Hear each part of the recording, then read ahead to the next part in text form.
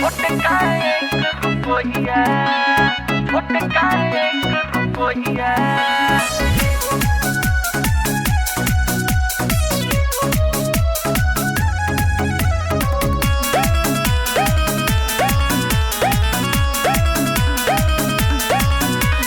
लाल कदम गाल के बुझता रोमाल के ना भगवा लाल कदम गाल के बुझता रोमाल के रुपया देखावे ल कमरिया में डाल के चलो निकलो यहाँ से बहरिया।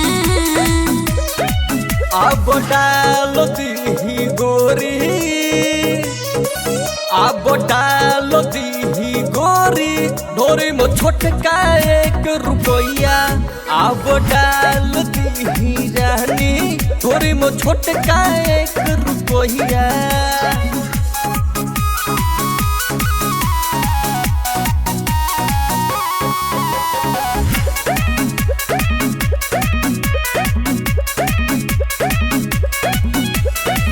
काटा कोटी बहुते देखने यही उम्र में आँखी से लथर पत्थर हो जाइबू गोरी खून गिरे लगना की से।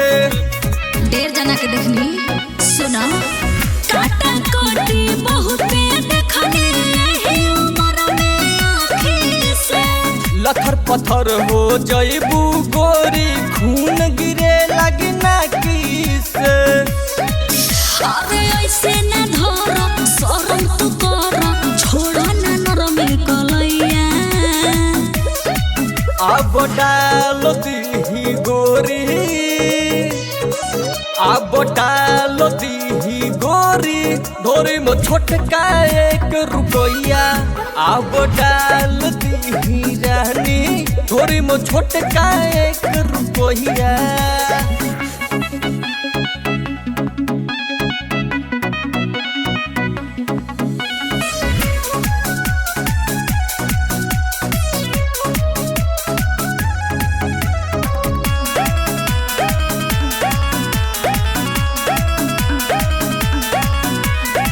का बतलाई झूठो के आईने आज के दिनवा नाच के शिवहर जिला हवे ये गोरी आशा न रखी हम बाचे के।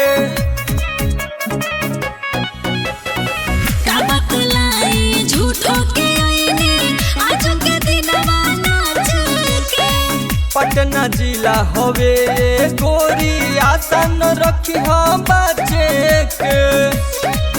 अरे नाचल गइल बा बाचल गइल बा देखनी कोई जिला ए भैया।